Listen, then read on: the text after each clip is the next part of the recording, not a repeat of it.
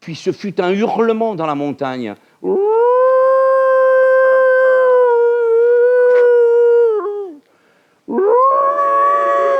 Elle pensa au loup de tout le jour. La folle n'y avait pas pensé. Au même moment, une trompe sonna bien loin dans la vallée. Tout, tout. C'était ce bon monsieur Seguin qui tentait un dernier effort. Faisait le loup. Reviens, reviens, criait la trompe. Blanquette eut envie de revenir, mais en se rappelant le pieu, la corde, la haie du clos, elle se dit que maintenant elle ne pourrait plus se faire à cette vie et qu'il valait mieux rester.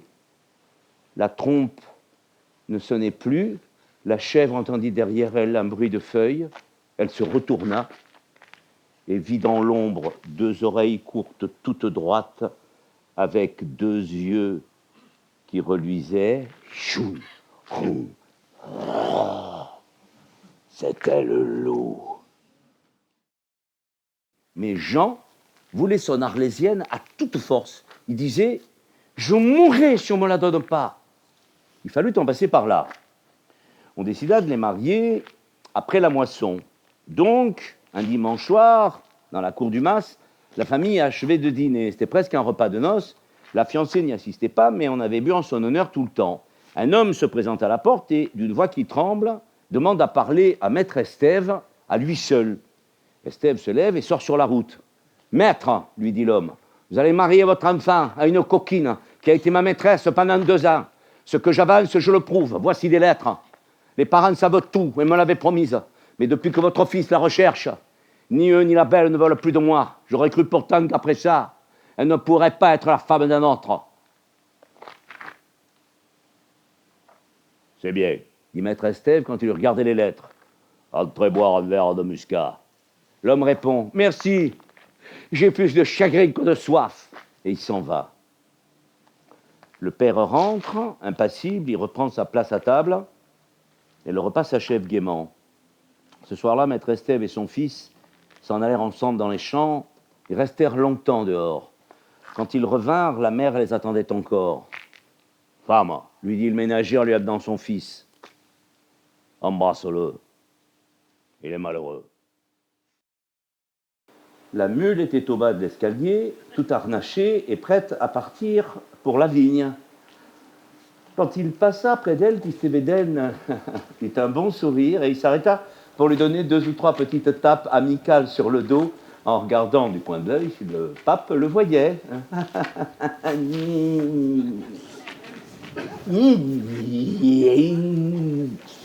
La position était bonne. La mule prit son élan.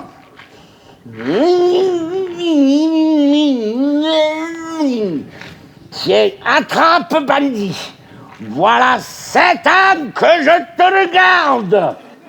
Et elle lui détacha un coup de sabot si terrible à nommer, si terrible, que de Pampérigouste, on en dit la fumée. Un tourbillon de fumée blonde où voltigeait une plume d'ibis. Tout ce qui restait de l'infortuné Tistet Védène. Ah, les coups de pied de mule ne sont pas aussi foudroyants d'ordinaire, mais celle-ci était une mule papale, et puis, dites et pensez donc, elle le lui gardait depuis 7 ans. Il n'y a pas de plus bel exemple de rancune ecclésiastique.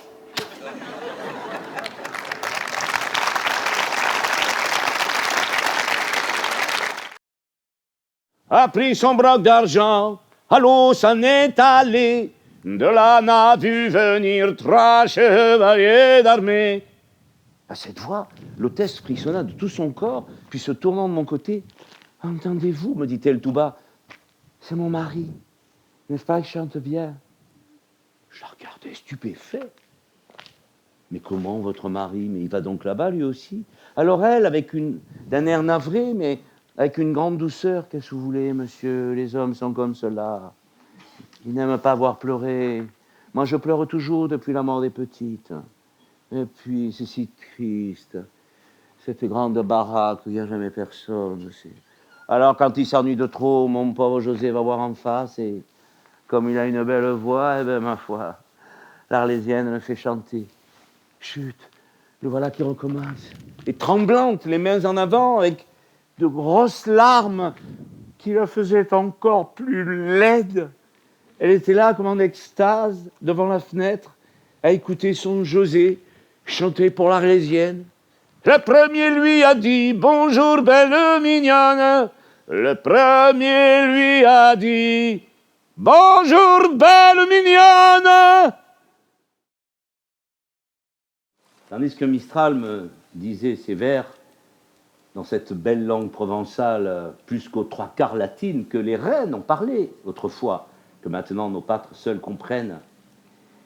J'admirais cet homme au-dedans de moi, et songeant à l'état de ruine où il a trouvé sa langue maternelle et ce qu'il en a fait, je me figurais un de ces vieux palais des princes des Baux, comme on en voit dans les Alpilles, plus de toits, plus de balustres au perron, plus de vitraux aux fenêtres, le trèfle des ogives cassées, le blason des portes mangé de mousse, des poules picorant dans la cour d'honneur, des porcs vautrés sous les fines colonnettes des galeries, l'âne broutant dans la chapelle où l'herbe pousse, des pigeons venant boire au grand bénitier rempli d'eau de pluie, et puis, parmi ces décombres, 2 ou 3 familles de paysans qui se sont bâtis des huttes dans les flancs du vieux palais. Puis voilà qu'un beau jour, le fils d'un de ces paysans s'éprend de ces grandes ruines et s'indigne de les voir ainsi profanées. Vite, vite, il chasse le bétail hors de la cour d'honneur et, les fées lui venant en aide, à lui tout seul, il reconstruit le grand escalier, remet des boiseries aux murs, des vitraux aux fenêtres, relève les tours, redore la salle du trône et met sur pied le vaste palais d'autrefois où logèrent des papes et des impératrices. Ce palais restauré, c'est la langue provençale, ce fils de paysan, c'est Mistral.